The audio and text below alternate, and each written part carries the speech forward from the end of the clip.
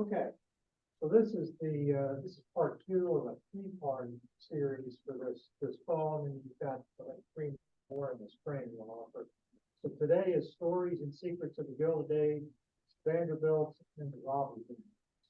And they'll tell us a little bit about part three later on. Right. So we've got Kay Adams here and Nancy Markey zoomed in, so she'll be in the little box. Sandra, we lost Nancy on the screen. Oh, yeah. There we go. There Thank she you. is. So Nancy Markey and Kay Adams are lifelong friends who have joined forces to research and write about little-known stories of the Gilded Age.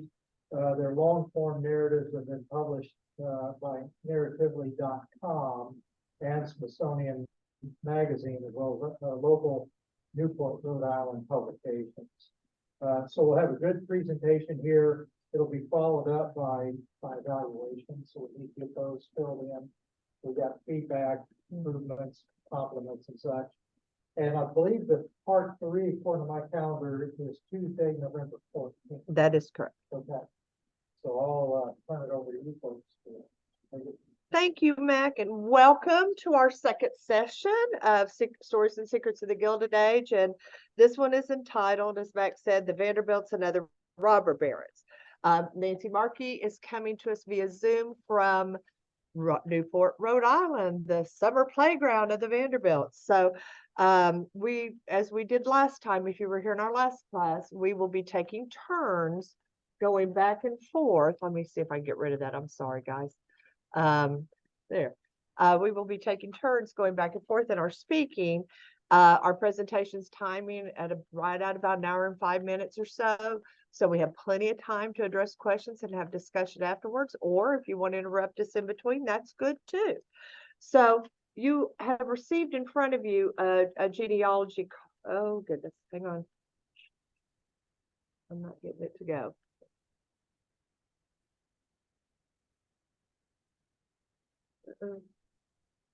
Give me just a minute, guys.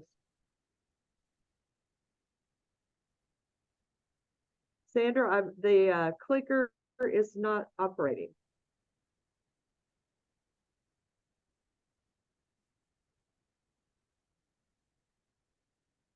Nancy, is it changing on your screen via Zoom? Nope. Okay. I'm still people date. Yes, it was.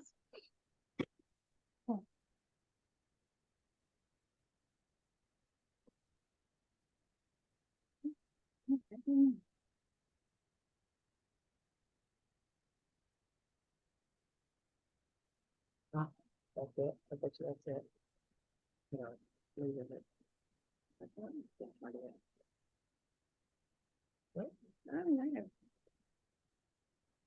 Did you break it? Apparently so.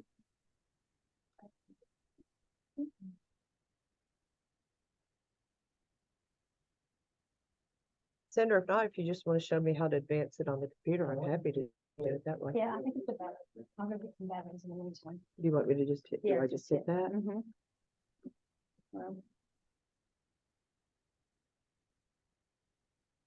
Yeah, Okay. I'll go see if I can find my list. And you did that by just putting it to the corner and hitting this button right there. hitting this one? Mhm. Okay. So we've passed out for you today, and I apologize, guys. We did test it beforehand, I assure you. We have passed out for you today a family tree chart for you. And we do so because it can get kind of confusing as we're going down the tree. So a lot of the names are repetitive. You'll see a lot of Cornelius's, a lot of Williams, and so forth. So in order to make that distinction, we'll be referring back to this fairly regularly. So Nancy, with no further ado, why don't you get us started? All right, I just want to add my welcome to Kay's. This is the second of, as I said, the 3 presentations we're doing this fall. The final presentation for the fall will be on the domestic servants and the working class during the Gilded Age. And it's a very interesting topic. We've done a lot of research, and I hope you'll join us in that next class. So I can see the room a little bit, but can you raise your hand if you were in our first presentation? Okay. Oh, great. And can you raise your hand if you've ever been to Newport, Rhode Island? Okay, No. great. Oh, one. One. Okay, well, great. I encourage you to come to Newport, Rhode Island, if you can. So in our first presentation, we introduced the Gilded Age and we spoke about some of the robber barons who lived during that time. And so for those of you that weren't in the introduction, here's a quick summary of the period that we're focusing on. And it's the Gilded Age. And that period is 1870 to the early 1900s.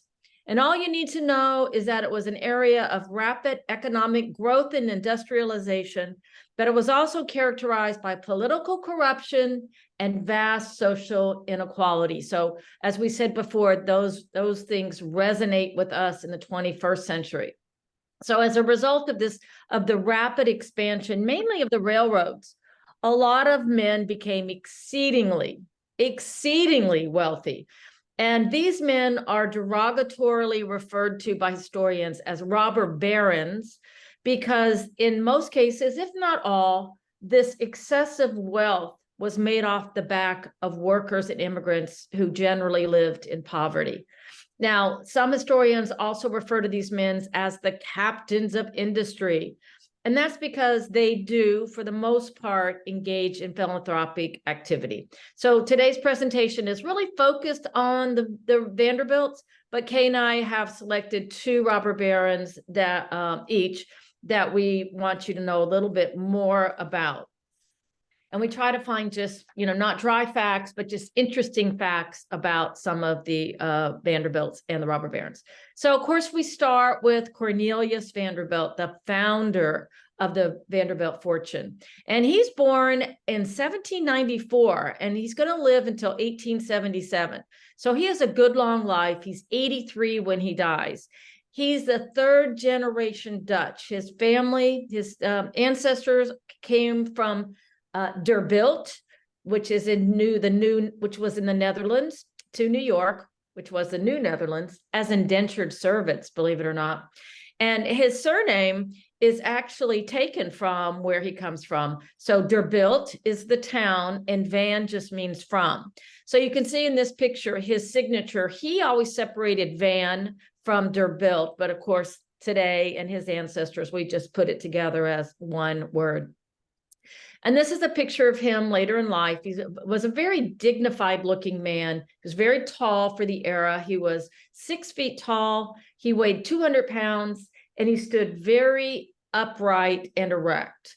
And this is a black and white copy of a portrait that is in some of the grandchildren's home in color in Newport, Rhode Island.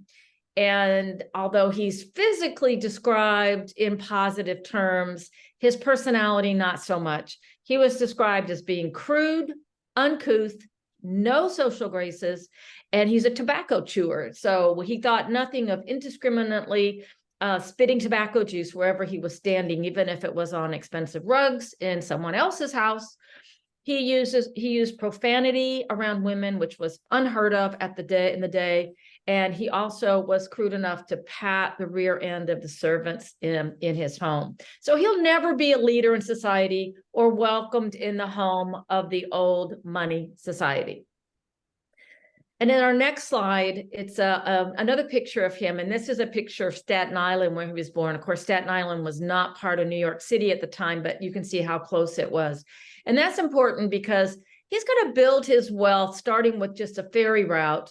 And then he's going to own steamboats that he turns into a shipping empire. And finally, he's going to build a railroad empire. But he doesn't build railroads. He buys them and consolidates them. And so he's born poor, and he will not accumulate the wealth that we associate with him until 1870, when he's way into his 70s and the beginning of the Gilded Age. And so when he dies in 1877, he's 78 years old. He's going to leave an estate of over $100 million. And at that time of his death, he is the wealthiest man in the country. And we'll tell you a little bit later about who he gave his money to. So let's talk about his wives, the women that dared marry the Commodore. The first was Sophia Johnson Vanderbilt, who also had the distinction of being his first cousin. She was the daughter of his mother's sister. And they would remain married for 53 years until her death in 1868. Now, as Nancy has described, he was sort of an uncouth and rough around the edges sort of fella, but he was downright mean and cruel to Sophia and his children. She gave birth to 13 children in an 18-year time span. But once her childbearing and mothering duties were done, she was pretty much of a little used to him. There are conflicting reports that he may have frequented prostitutes and overtly showed amorous interest towards younger women. But we do know the Commodore had his wife committed to an insane asylum when he wanted to pursue an affair with his children's governess. He wanted Sophia out of the house so he would be free to romance her. He would later explain his actions to his children, saying it was due to their mother's change of life, right? And then he also went on to say, well, it's because she doesn't want to move into that beautiful big mansion I just built for her in New York City. All of his children, with the sole exception of his oldest son, William Henry, or Billy, as Nancy and I are going to refer to him throughout the presentation, vehemently opposed their father's treatment of their mother. And truthfully, he didn't really care. His daughters, he didn't have a whole lot of regard for them because none of them would be carrying the family name forward, nor would their children. They weren't even allowed to be buried in the family mausoleum. And he would voice openly his displeasure with Sophia that she wasn't able to give him more sons. He had 9 daughters altogether. That being said, the 3 sons that did live to maturity didn't fare a whole lot better. The Commodore was known to criticize, overrule them to the point of disrespect and disregard. So when she dies in 1868, the Commodore the following year ends up marrying yet another cousin, this time the great-granddaughter of his mother's brother. And her name was Frank, and they called her Frankie Armstrong Crawford. Now, Frankie was 40 years younger than him and younger than all of his children. Yes, she was tall and queenly and beautiful, and they said she had an unpretentious intellect. But the Commodore, being as savvy a businessman as he was, made sure before they got married that she was going to sign a prenuptial agreement. Yes, those did exist back in those days. And that limited her inheritance to roughly $500,000 in bonds. But who knew? This becomes the woman that captures the old hardened heart of the Commodore. And she actually is said to be a very devoted wife to him in the remaining years of his life.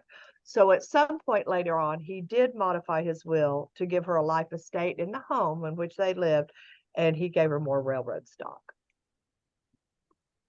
So as Kay said, he had 9 daughters, which we're not going to talk about today just because there's not that much information about the daughters because, again, they're the daughters. But he did have 3 sons, and these are the 3 sons in the order of birth. The oldest is William Henry, the middle is Cornelius, and because he has the middle name Jeremiah, he's not a junior. And then the youngest is George Washington. So we're going to talk to them about them in reverse order. But again, if you look at your green sheet, we're now moving down to Cornelius's children. The second line. So we're going to start with the youngest, and his name was George Washington Vanderbilt. Now, he is actually the youngest of all 13 children and was considered to be the Commodore's pride and joy. And that's kind of saying a lot given his father's penchant for being an abusive and cruel father. There's very little written about George Washington, but we do know that he was physically strong and well-built, very similarly to his father. He graduates from West Point, and then he becomes a part of the Union Army during the Civil War. Now, this is a bit unusual because families of wealth during that time would tend to buy their way out of military service, or they would send a servant to go serve in their place. But George Washington went to battle, and he rose to the rank of captain in his regiment and was promoted personally by Abraham Lincoln.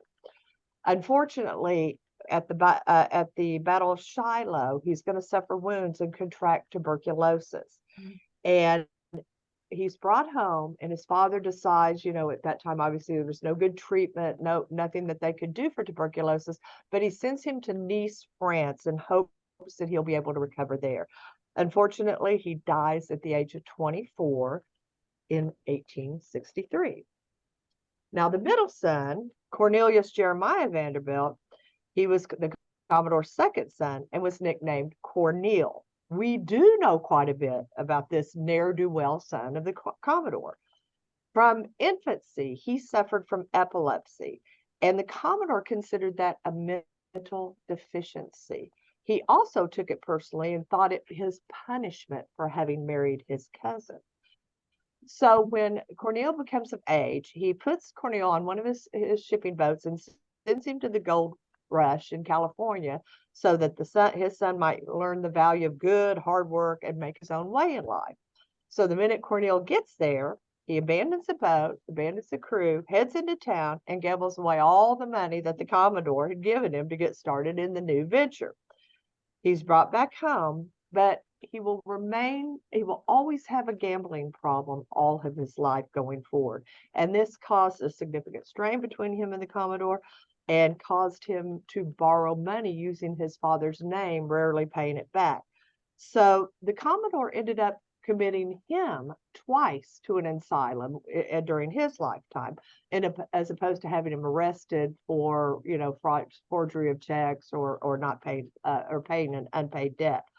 So after the Commodore dies, Cornel is going to testify in court that he would have rather been thought a damned rascal than a lunatic.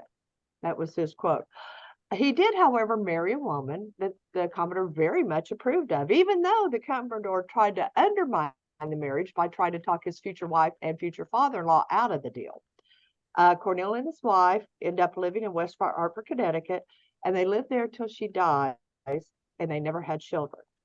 And there may or may not be a good reason why they never had children, because after she dies, he moves a male companion in with him by the name of George Terry. And Terry lives with him until Cornel commits suicide after a night in a gambling house in 1882. Cornel will leave all of his estate to George. And there's a lot of debate between historians as to whether the men were lovers, but there are letters that exist between the two showing a very close relationship.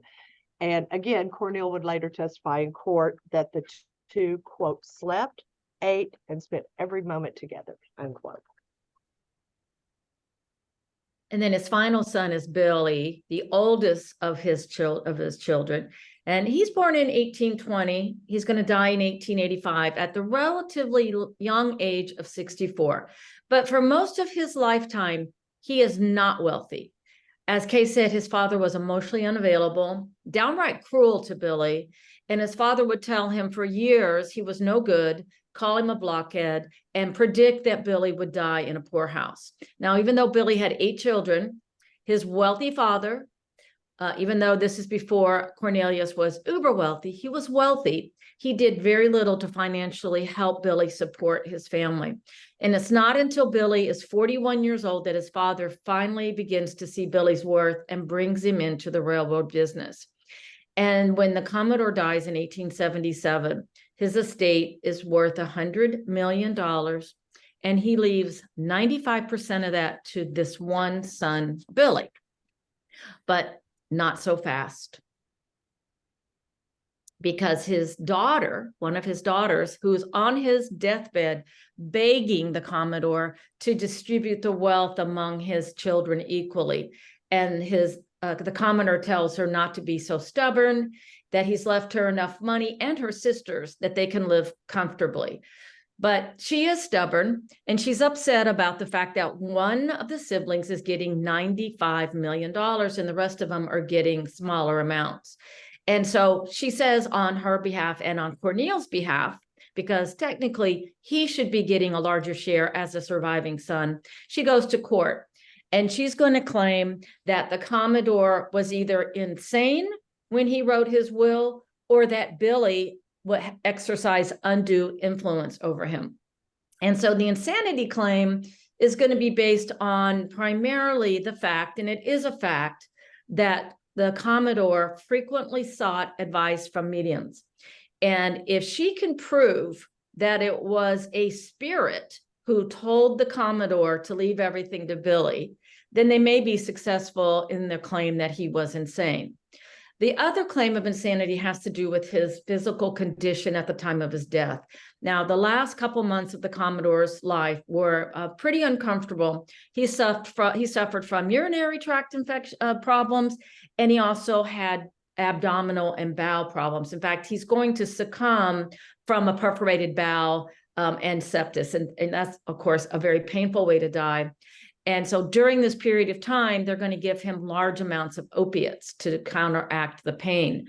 And so she's going to claim either he was insane because he was in so much pain, or he was out of his mind because he was taking opiates. And then the undue influence claim by Billy is going to harken back to Billy's actions when the Commodore committed his wife. Because remember, Billy's the only one that didn't object. In fact, Billy never objects to his father about anything and doesn't stand up to him. And so the belief is that he's going along with his father so that he will inherit all of the money.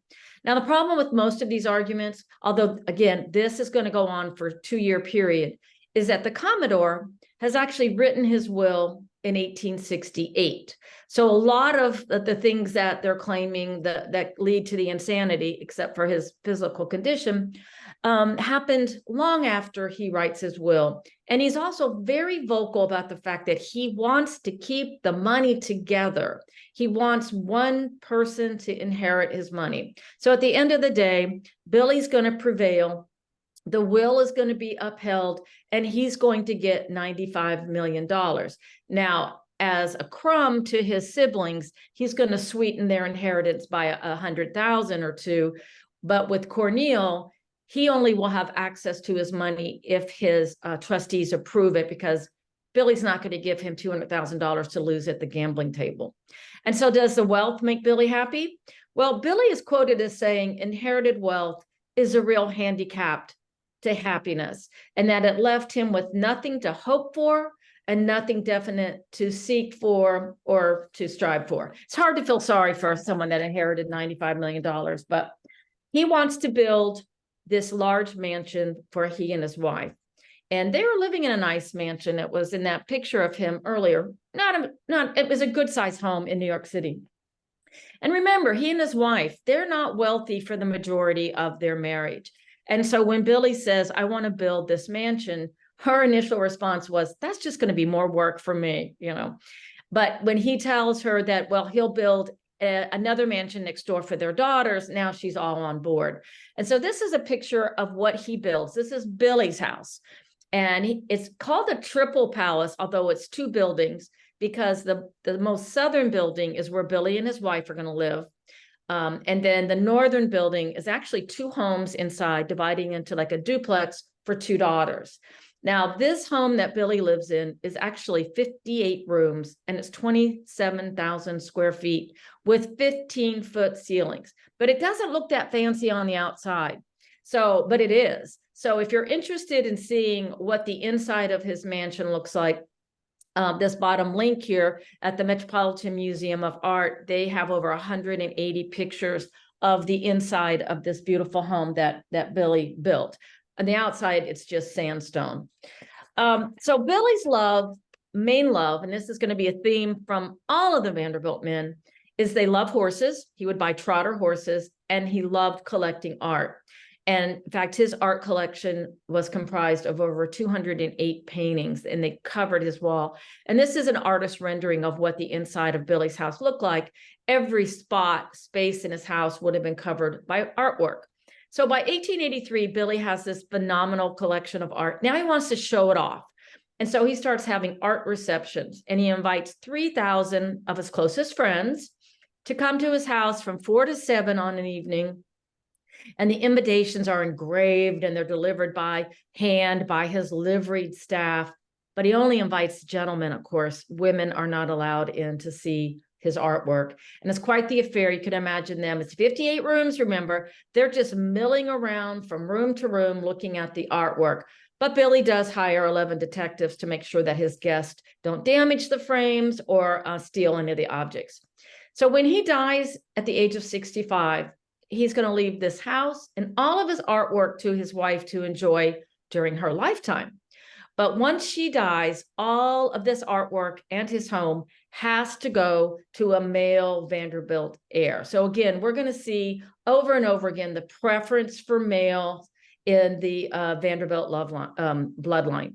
And with regard to money, when he writes his will, he explains that he has now $200 million and that he's not going to leave it to one individual like his father did, because nothing good can come out of that. So he's generous to all of his children, but he does give his two older children larger shares. So it's going to be his children, Billy's children, the third generation on our chart here. They're going to be the spenders. They're going to be living during the bulk of the Gilded Age, and they're going to elevate spending money to an art, and they're going to start depleting the Vanderbilt fortune. So as Nancy said, we are now down to the third line on the genealogy chart. And note that all these heirs that are coming forth are all coming out of Billy, William Henry. And we're going to go through his four sons here shortly. Yeah. So these are the Commodore's grandsons or Billy's children. And these are the males. He has 4 sons and he has 2 daughters or 4 daughters.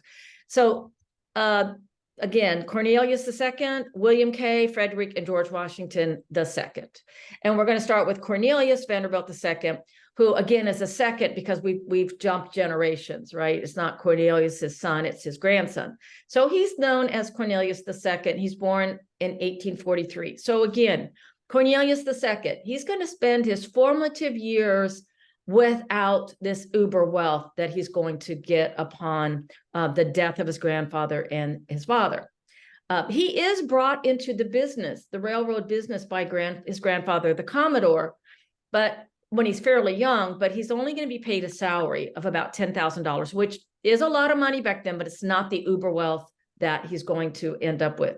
And when his grandfather, the Commodore, dies, he's his favorite grandson. So he's going to leave him $5 million. So Cornelius II, at the age of 34, is going to be handed $5 million. And so shortly after he receives this money, he and his wife begin to build the mansion that's down below, that's the White Mansion, down the street from his father's tripleplex palace on 5th Avenue. Now, Cornelius II wants to catch up. He wants, just like Billy, he wants to spend his money, and he wants to have the largest house of all of his peers. And so he builds part of this house, but then when he finds out that somebody else is building a comparable house, he buys all 5 lots surrounding his original house. And in 1892, he builds this ginormous house that has over 137 rooms. It's 4 stories tall. It's 125,000 square feet. So it's a huge house. It's the largest house ever to exist in New York City before the Vanderbilts or since the Vanderbilts. And he at one time employs over 600 workers to work day and night, taking advantage, if you were on our last talk, of the new invention of the electric light so his workers can work at night.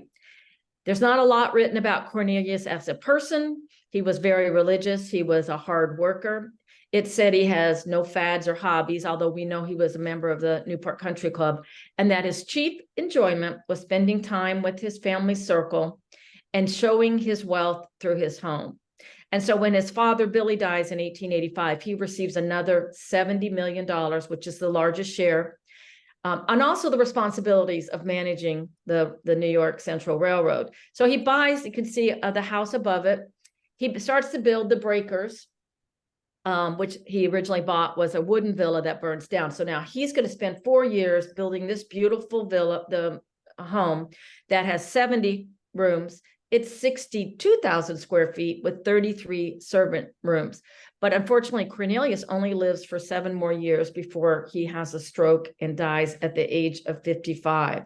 So this is a common theme we're going to see on the Vanderbilts, is that a lot of them don't have longevity. You know, his father died at 65. And the boys died or Cornelius II dies at 55, and 3 of his 4 sons are going to die before the age of 60. This is a little picture from the kind of above where their house was on Fifth Avenue. All these Vanderbilt homes are on Fifth Avenue. It was known as Vanderbilt Way. This is his wife was named Alice. She was only 5 feet tall, and they met while they were teaching Sunday school. And Alice is going to compete with her sister-in-law, her daughter-in-laws, and the famous Mrs. Astor to try to become the queen of New York society. And so one of the steps she takes to become the queen of society is she creates a Vanderbilt coat of arms and crest like the European royalty have. So in 1926, she can no longer afford this home and she's going to sell it. But before she sells it, she charges everybody 50 cents to come in and get one final look at her grand mansion. And then she tries to donate as much as she can from the interior before it's demolished. And 2 of the rooms from this house actually ended up in a Lowe's theater in Kansas City, and some went to the Breakers. And they tear it down, and then on the right here is what replaces it. This is Bergdorf Goodman. If anybody's been to New York City and been in Bergdorf Goodman, that's where her mansion stood. She lives for 35 years longer than her husband. She dies at the old age of 88 years old. But after the death of her 3rd son, she remains in perpetual mourning, becomes a recluse, dies in her New York home, and is only surrounded by 30 servants. So this is Cornelius and Alice, the people that we're talking about, their children. They had 4 boys and 2 girls. So we're going to talk about the boys, of course, first. And these are just the 4 boys in, again, well, these are not in order of birth. You know, the pictures here are the picture of Cornelius should be the second picture. So it's William Henry II, who went by Bill. And then the next was Cornelius III, and then Alfred G., and then Reginald Claypool. So tell us a little bit about William Henry. Oh, I'm sorry. So William Henry II is a student at Yale. And unfortunately, he's going to get typhoid fever and he's going to die at the age of 21. He was the favorite grandson of Billy. He's named after him, although he goes by Bill. And when Billy dies, he's going to leave his grandson $1 million of the income.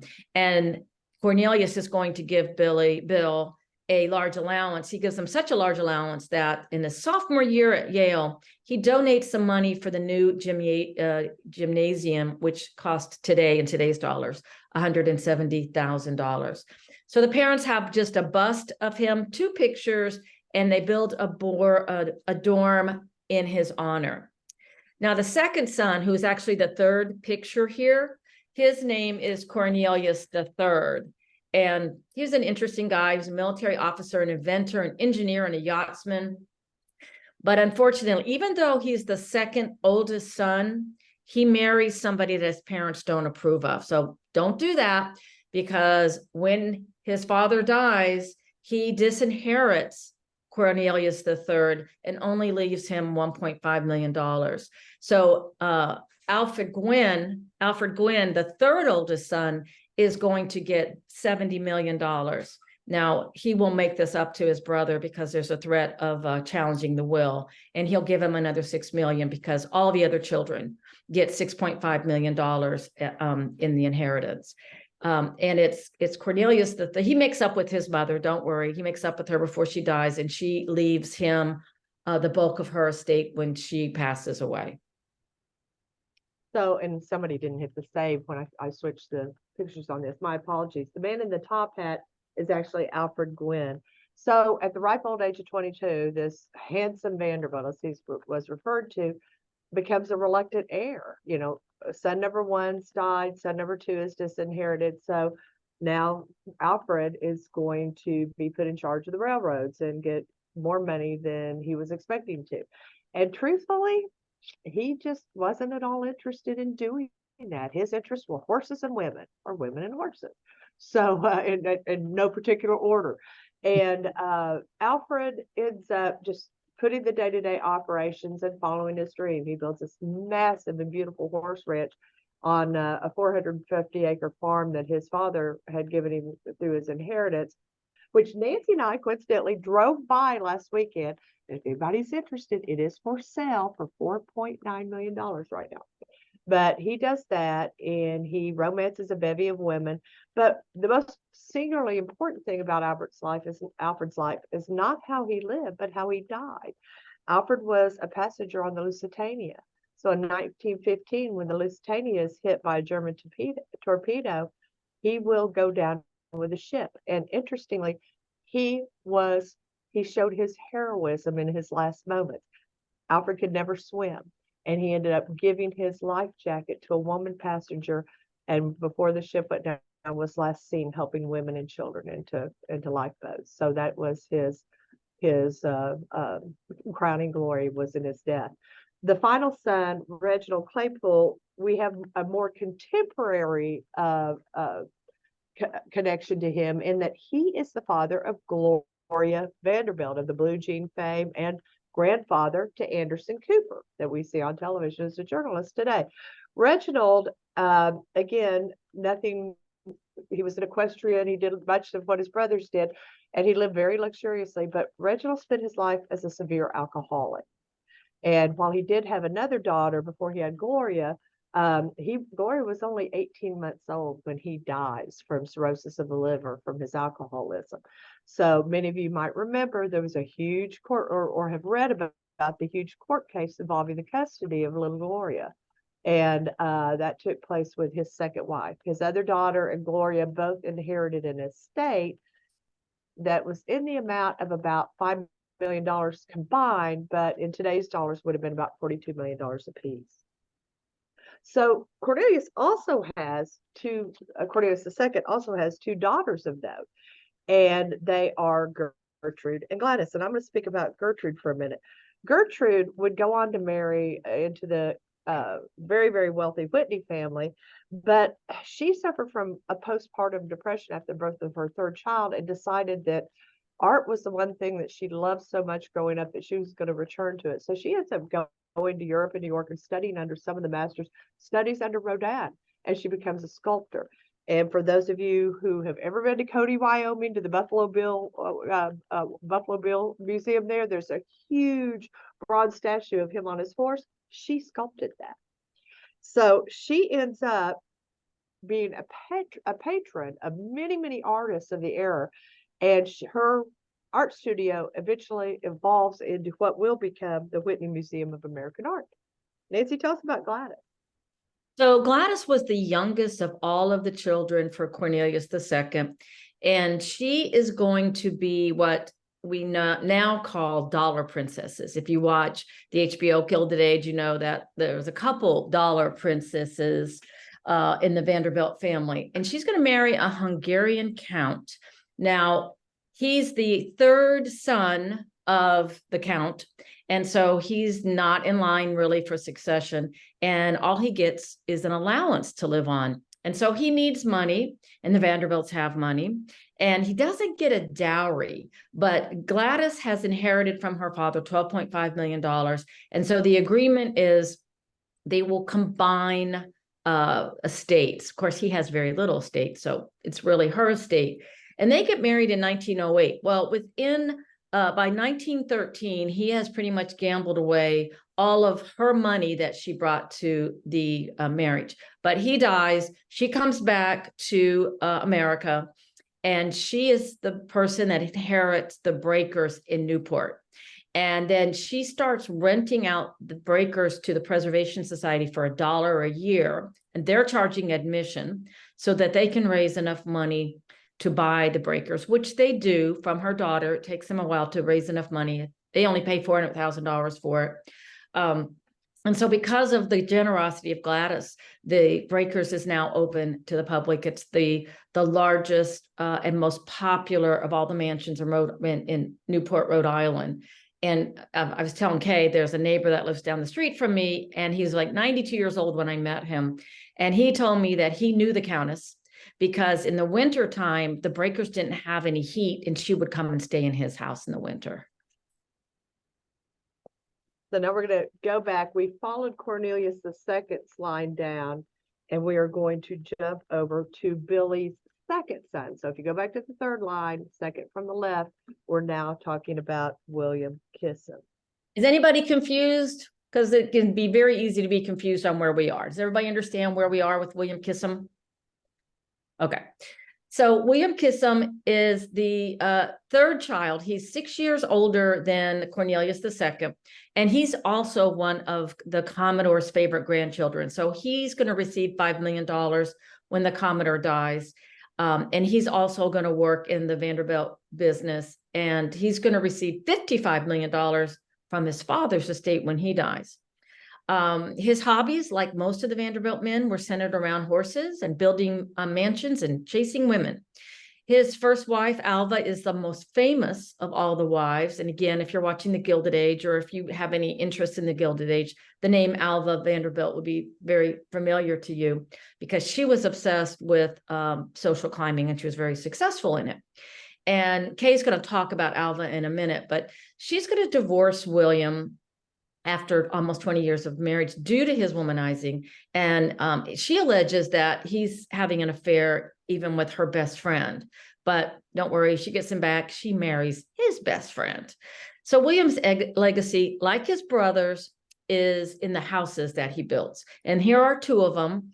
The one below his picture is the Petit Chateau, which Alva is going to build, and Kay is going to tell you about that one. But the one that's closest to him on the left side is Marble House, which he gives to Alva on her 29th birthday. And that is also owned by the Preservation Society, and that is also open for tours if you ever come to Newport.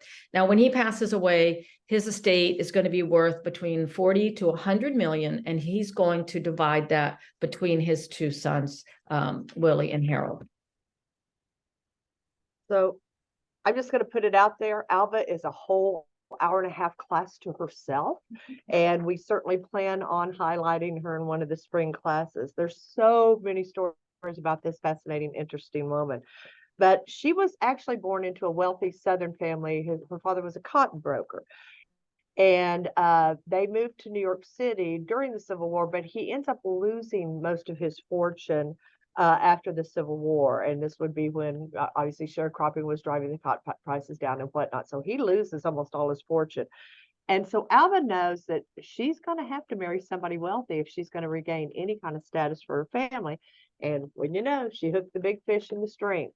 So after they get married and they build this beautiful mansion on Fifth Avenue, again on Vanderbilt Road, right down the road from everybody else, she decides that she's going to have a masquerade ball, and she invites 1,000 guests. And this ball she puts on, and this is actually a picture of her costume that she wore to the ball, the party cost in today's dollars over $5 million for one evening.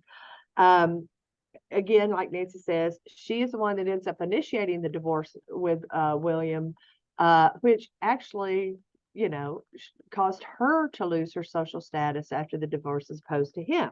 I mean, because she's losing, obviously, the Vanderbilt backing.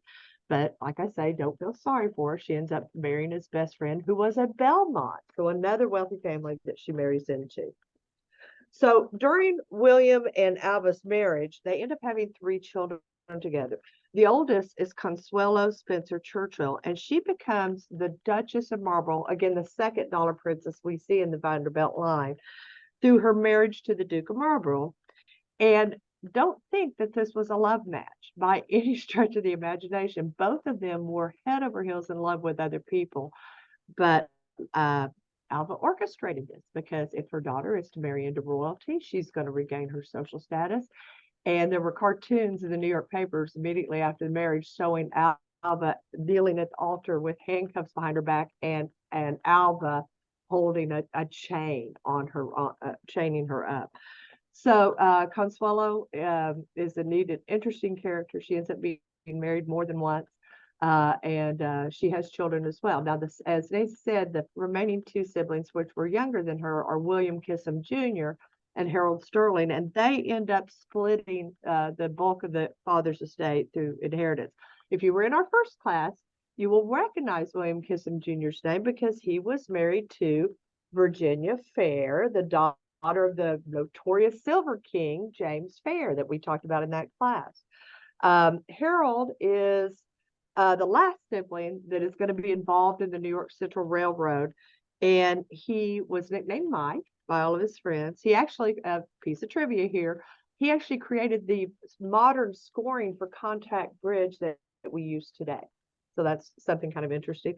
And he ends up being the one who donates the marble house to the Newport Preservation Society. So from here, Nancy, we go where? So to the third son of Billy, Frederick William. And this is, they called him Freddie.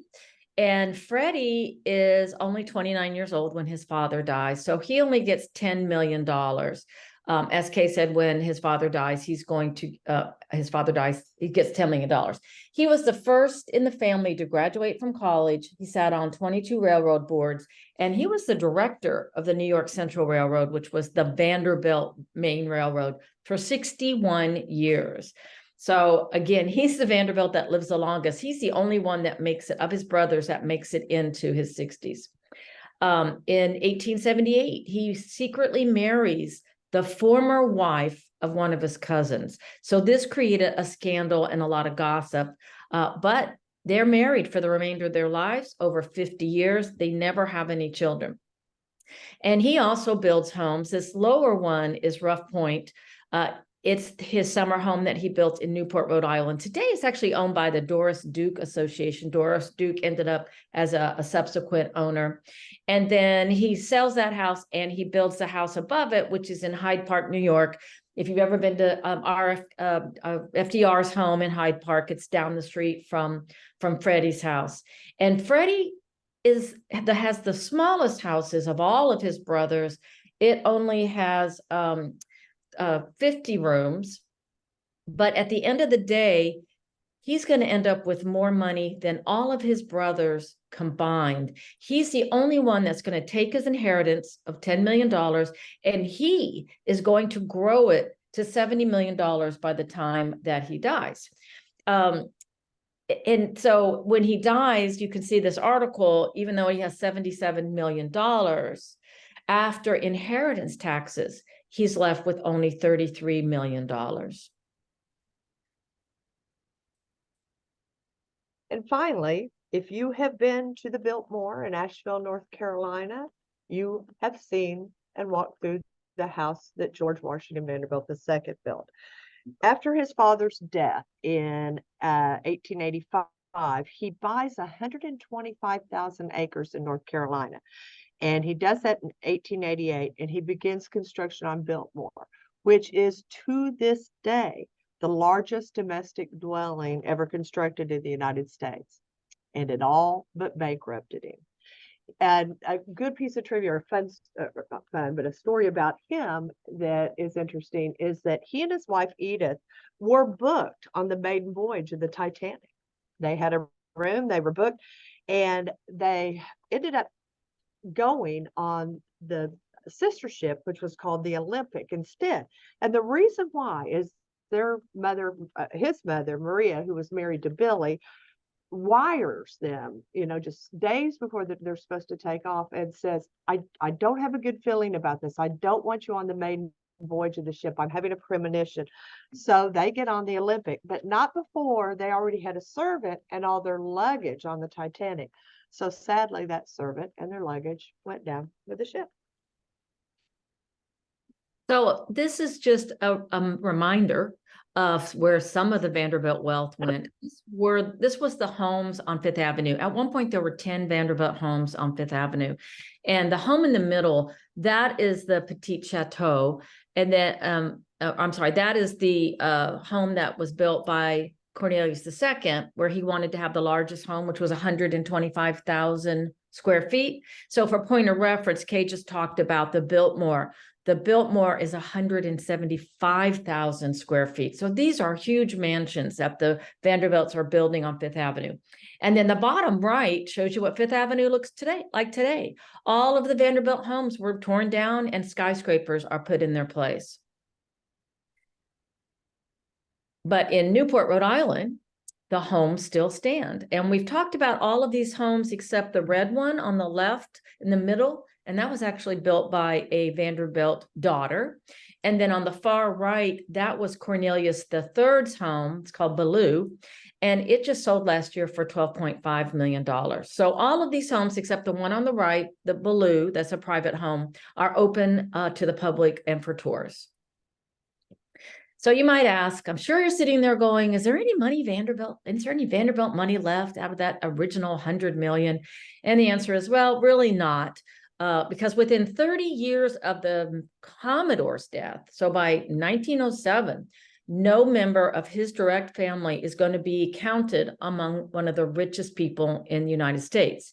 And in 1973, there's a Vanderbilt reunion, again, just of the Commodore's descendants. And of the 120 that showed up, there were no millionaires among them. Now, of course, Anderson is rich and his mother was rich, but that money does not come directly from the Vanderbilt fortunes. And so the money is spent. They're spending more than they're bringing in. They're dividing the wealth among multiple children, multiple spouses, multiple generations. And then you have the taxes. So the income tax comes into play in 1913, and the inheritance tax, which you can see in the slide, is massive. If you want to leave somebody back then, if you wanted to leave somebody $50 million, the government got 36 million of it. So the money was gone by the fourth generation. So that completes our section on the Vanderbilts. So we're going to go ahead and leap into this section on the robber barons. And like Nancy said earlier, we both picked our two favorites to talk about. And I'm going to let her talk about her first favorite. So if you were in our last talk, we talked a little bit about Andrew Carnegie. He's my favorite robber baron, if you will. And you can tell from this picture, he's got the kilt on. He comes from Scotland. He immigrated to the US when he was 12 years old with his family. And he does not create steel or, it's not the founder of steel, but he uses a process that makes it much cheaper and easier to produce. And so he's going to significantly expand the production of steel. And remember, steel is being used in the railroads. And he's going to build the U.S. Steel Corporation that will eventually sell in 1901 for $480 million. He was a small man. He only stood 5'3", and he was devoted to his mother. His mother never wanted him to marry while she was alive. She wanted him to focus on her and take care of her, which he did.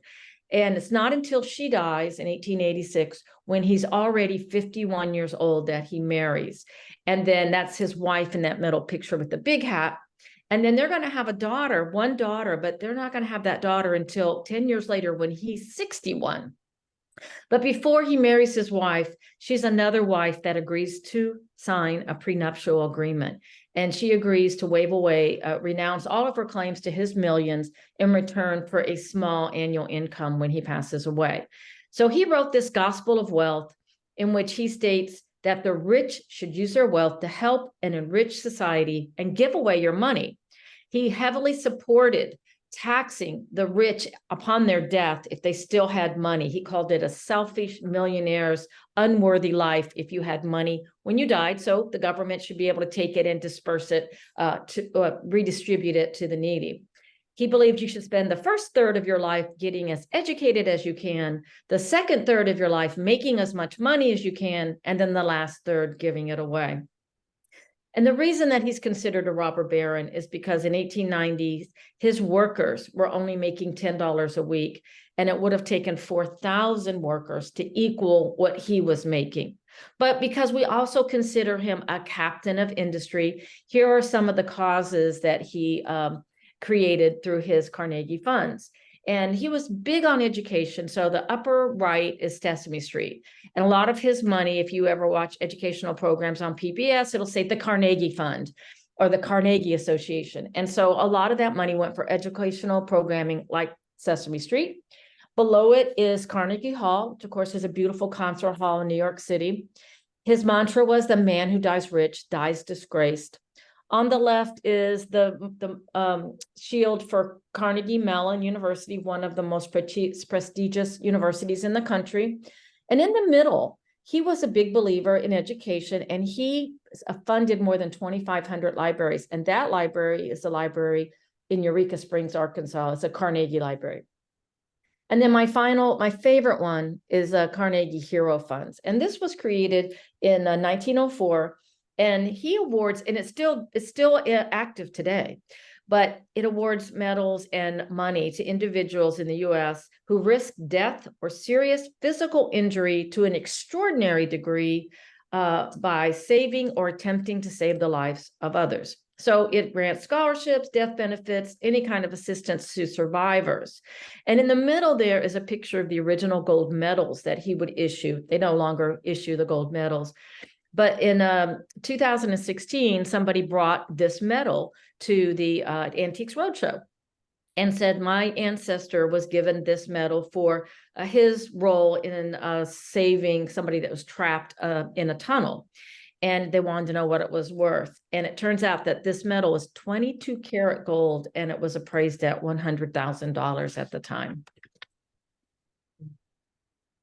So now we're going to turn to one of my favorites, and that's John D. Rockefeller, who is still considered the wealthiest American in U.S. history. Rockefeller didn't have the best upbringing. He had a very hard upbringing. He was the second of 6 children born to his father, William A. Rockefeller, who was a known con man and who used to go around from town to town posing as a doctor, claiming to have a cure for cancer. And then when that caught up with him, he then started posing as someone who was deaf and had a little slate thing on him saying, I am deaf, need food and shelter. And he basically was, that was what he did. That was his vocation. So on one occasion, he actually ends up seducing the daughter of a man who had given him food and shelter for the night, thinking he was deaf, and ends up being forced to marry her. And that woman is Eliza Davison, who is John D. Rockefeller's mother. So his father, again, had a penchant for petty crime. And as a result, in his young days, they had to move from place to place to place around upstate New York to kind of stay ahead of his father's misdeeds. So they finally settle in Cleveland, Ohio, and that's where Rockefeller gets the majority of his education and schooling. And as those who are aware of Rockefeller know that he ends up having a home there the rest of his life. He always considered Cleveland his home. He was described as being well-behaved, studious, and a serious student. He was also which Nancy and I find enjoyable, an excellent debater, because that's something she and I did in high school. And he also had a beautiful singing voice. And at one point, thought about trying to pursue a career as a singer until his mother put the kibosh on it. So his father was often absent from the home, as you might guess. And by 1855, he's just abandoned the family altogether, but not before impregnating one of their maids with 2 children. He becomes a bigamist when he moves to Canada, changes his name, and marries another woman. But thankfully, Rockefeller had his mother, and his mother was an amazing, hard-working woman. And she was always instilling in him, do not waste, make good out of everything. And her mantra was, willful waste makes woeful want. So he would say later on in his life that from the beginning, he was trained to work, trained to save, and trained to give. And to that extent, obviously his giving is legendary. But he started giving when he was just a child, and he would sell produce or potatoes on the street. He would tithe, just as his mother had told him, even when he wasn't making very much. So Rockefeller's climb to the top is interesting, and it can be distinguished from all the others in the industry in that he became expert in how to increase his earnings by reducing, through his mother's lessons, cost and waste. And for the rest of life, he would not only credit his mother for that, but he also said his very first job as a bookkeeper was what instilled in him all the tools necessary for him to make it in business. So while other oil producers are out there, taking the crude oil in, making kerosene, and throwing away 60% of the product into the streams as waste, he was making and creating byproducts to use up all of that waste. And at one point, they were making over 300 petroleum-based products. So if you'll forgive the pun, he was squeezing every drop out of the crude oil that he was producing. He borrowed smartly, he invested his earnings back into the business, and found the most cost-effective way to maximize them. So by 1867, he's only 28 years old, and he has got the company established that will become Standard Oil. So between February and March of 1872, Rockefeller and his partner bought up 23 different, and this is in a 2-month span, 23 different oil refineries, producers, and rail companies, and it is now referred to by historians as the Cleveland Massacre. So this is what earned him the right to be referred to as the very first robber baron of the Gilded Age. He gains a reputation, and rightly so, for ruthlessness in his dealings. He was a very hardline negotiator, but he keeps buying, keeps building, keeps adding. And so at its peak, Standard Oil then really controls 90% of the refined petroleum products around the globe. So the dichotomy of his life is, while he had this take no prisoners approach to business, his personal life wasn't conducted in the same manner. He was full of charity. He desired not to live in the same grandiose style as the Vanderbilts or others of his contemporaries. Yeah, he'd had nice, substantial homes, but he wouldn't even let his children or grandchildren visit him in his big mammoth offices at Standard Oil because he did not want them to know how very wealthy they actually were. He was just as exacting as his mother in teaching the downfalls of wastefulness and extravagance. He would carry around dimes, and they were called Rockefeller dimes, in his pockets, and he would give them to children and beggars on the street to try to teach them how to save and how important it was to save money. He read his Bible every day, could quote verse, loved to play golf. And his legacy of charitable giving is obviously very still active today. We can see it in many, many places, and the effects of it went forward. Now, this is my all-time favorite robber baron, and it's John Pierpont Morgan, or J.P. Morgan. And I guess I need to say it aside, I actually worked for J.P. Morgan Chase during my career, so maybe that's why I have a little affinity to him. But unlike all the other robber barons that we've researched, he was the one that was born with a silver spoon in his mouth. His folks and his grandparents were already very prominent in banking and insurance. Have you heard of Aetna? Aetna Insurance? That's the Morgan family. Hartford Bank? That's the Morgan family. But his childhood, despite his wealth, was really dominated by illness, and a couple of which he almost succumbed to. And even into his early 20s, he was beset by headaches and periods of melancholy and depression. So the fact that he survived all of this and became such a robust and strong individual is an interesting point about Morgan.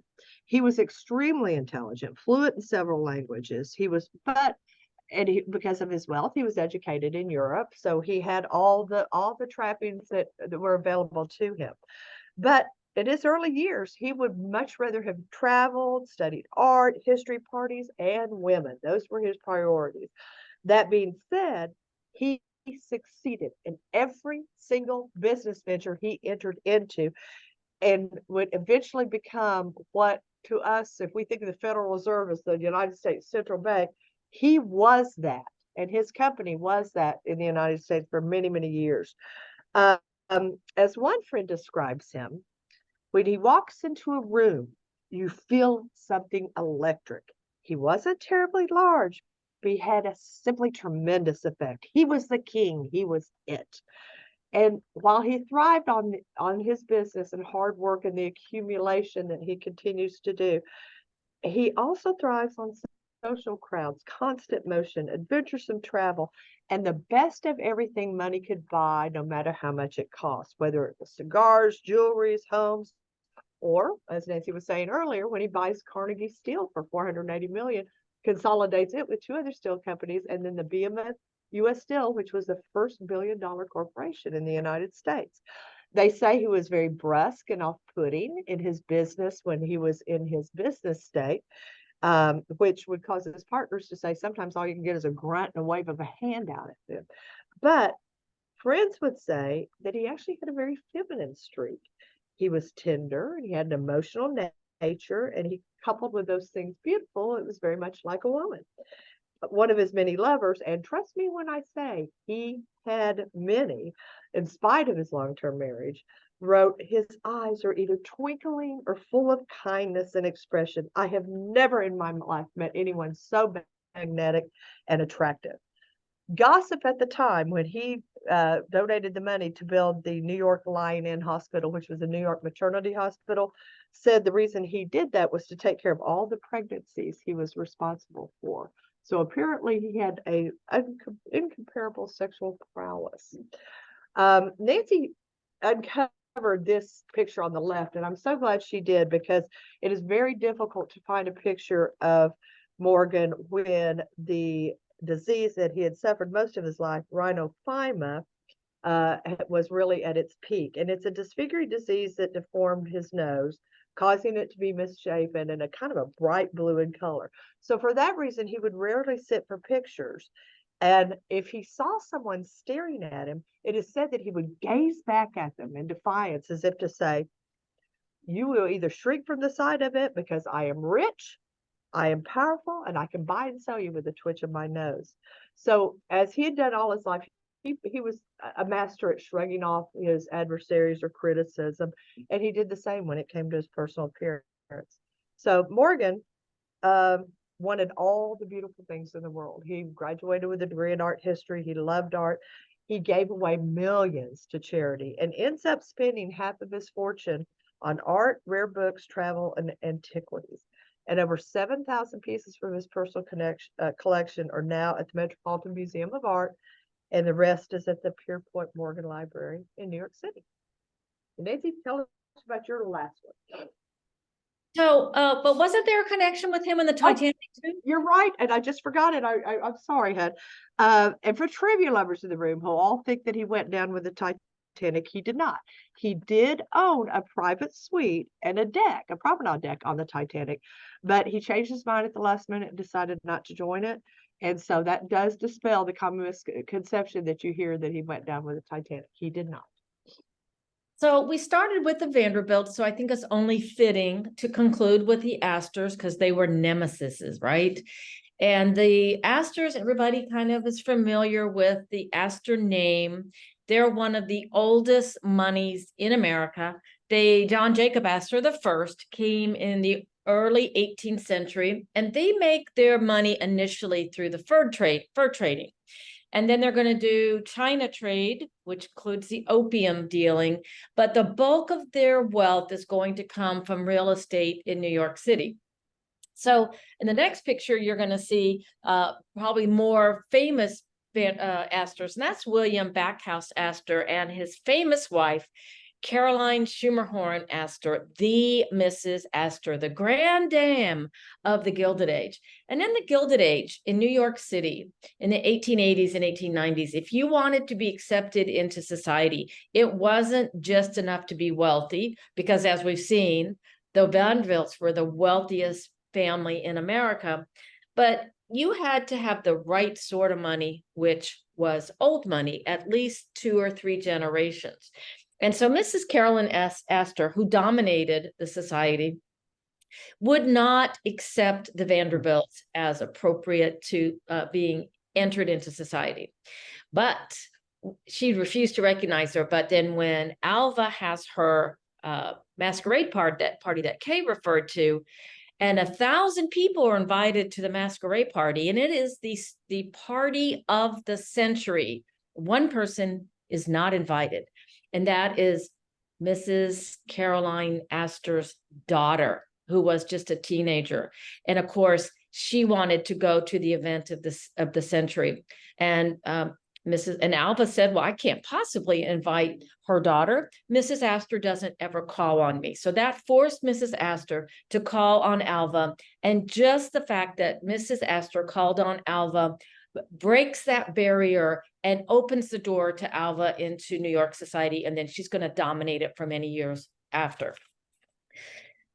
Then this is just pictures of the Astor homes. We're talking about the Vanderbilt homes. The top one is their beautiful home in New York City that's going to be torn down, and the Astor Hotel is going to be put there. But in the bottom of the frame is Beechwood, which is the Astor summer home in Newport, Rhode Island, which ironically is right next door to Alva's Marble House. Today, that house is owned by Larry Ellison of Oracle, so it's not open to the public. And then in this final slide, this is some of the more famous Astors. The one on the far left, that is John Jacob Astor IV. And similar to how Alfred G. Vanderbilt's fame is known, Mr. Astor is known because he was a victim of the Titanic. He was the wealthiest man to go down with the Titanic. He's with his 17-year-old wife who's pregnant, and they're on their way back to America because he wants his child to be born in America. And so when they bring out the lifeboats, his wife is allowed to go in the lifeboat with their maid. And he asked the captain, can I go with my wife? She's pregnant. And he said, no, women and children only. And so unfortunately, he does die in the Titanic. And then the crew of the McKay Bennett, who is the recovery ship, that's job is to go out and to recover the bodies from the Titanic. They recover 333 bodies, and they do recover John Jacob Astor IV's body, and he still has his gold watch on him. And so they give the watch to his older son. His oldest son is named Vincent, and that's the son right next to him. And at the time of John Jacob Astor's fourth death, Vincent is going to inherit $87 million. But even with all that money, Vincent has a very difficult life. He has a very difficult love life. They say he had a dreadful childhood and he suffered from severe bouts of melancholy. But Vincent didn't want to be alone. He didn't want to die alone. So he goes through a series of marriages, and he's most famous for proposing to a woman, and her response to him was, I don't even like you, Vincent. And his response is, well, that's okay. I'm probably not going to live very long. To which she replies, but what if you do, right? So she passes on his offer, and he settles on a woman by the name of Brooke Marshall, who's known as Brooke Astor. So this is coming more into our modern times. Maybe you remember Brooke Astor. So they're only married until 1959. He's going to die at the age of 68 and leave Brooke 60 million of the Astor fortune. By the way, that baby that was in the lifeboat with his wife, he's going to be John Jacob Astor V. He's going to be known as the Titanic baby, but he's not going to get any of this fortune that's left to Brooke Astor. And Brooke Astor also oversees a fund that Vincent had put in his will, and it was created for the alleviation of human misery. I just think that's such a sad goal, right? To alleviate human misery.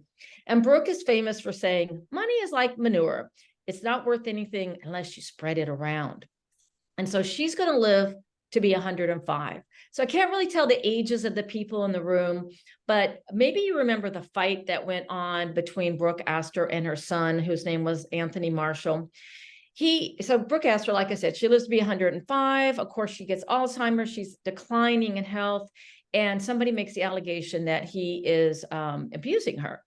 And so there is an investigation and a decision not to charge him with elder abuse. But during that investigation, they discover he's been embezzling her money. And the woman that's standing behind Brooke Astor is Anthony Marshall's wife.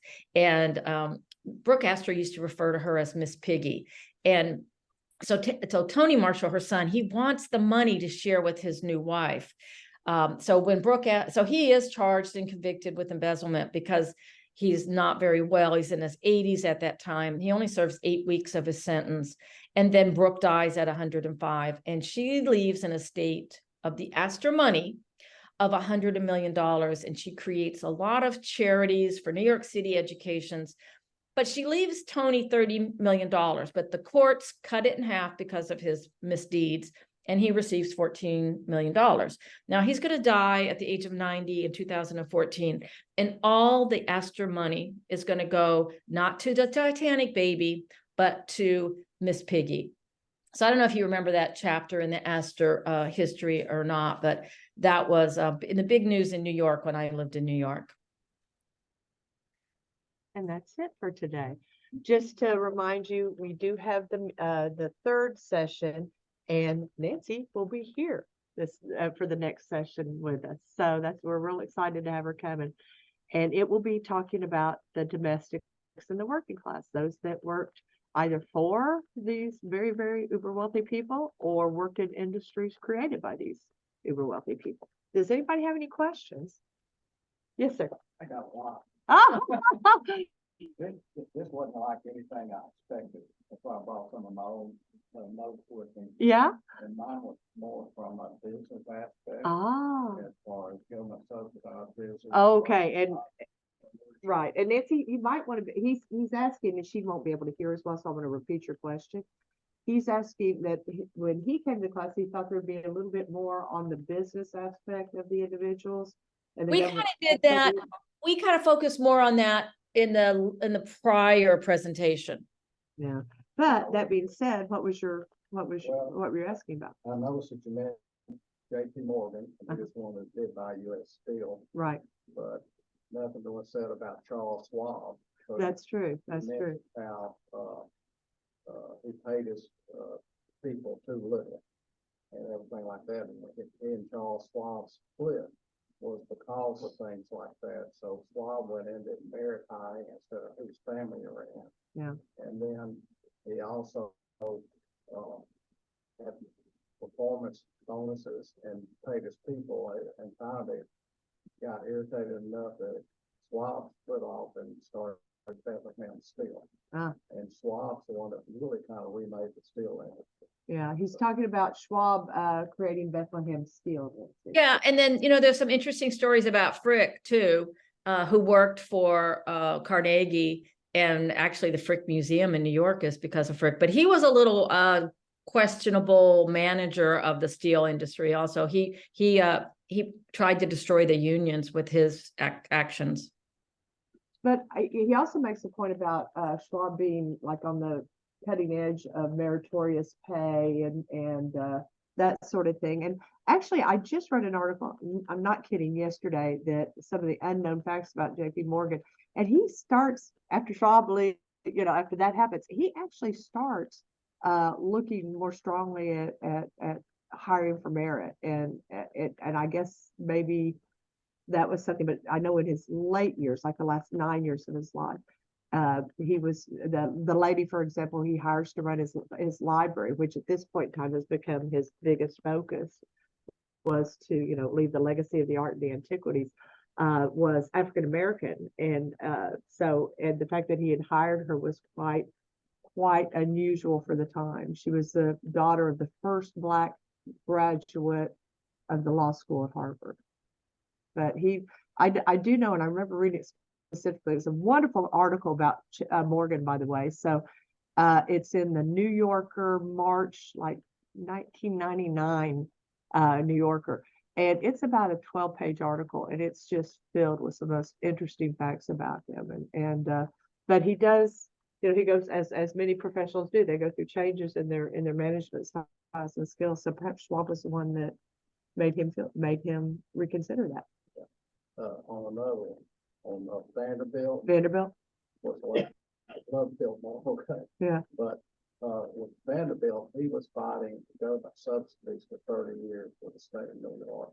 Right. And finally took it, that was forfeit. And they finally went to the Supreme Court, and I can't remember what year it was. Nancy, he's talking about the Supreme Court case when Vanderbilt was fighting the government, 1824, where Vanderbilt, 1824 would have been Commodore.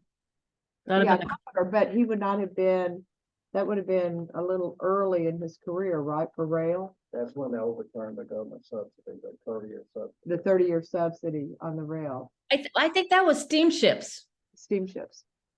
Wasn't it for the shipping and the? It would have to be, on the timeline, it would have to be, because the rail doesn't, there isn't enough rail in that time frame. It doesn't really kick in until 40s and 50s. That was back when the Union Pacific and Central Pacific and I don't remember the name of New York Central was his primary, right? And then, and then it was the Allegheny and Susquehanna, Nancy, I think, that he. And the Erie. Erie, right, which Gould gets in a hostile takeover. This had to do more with the ferries. Uh-huh. Yeah. Yep.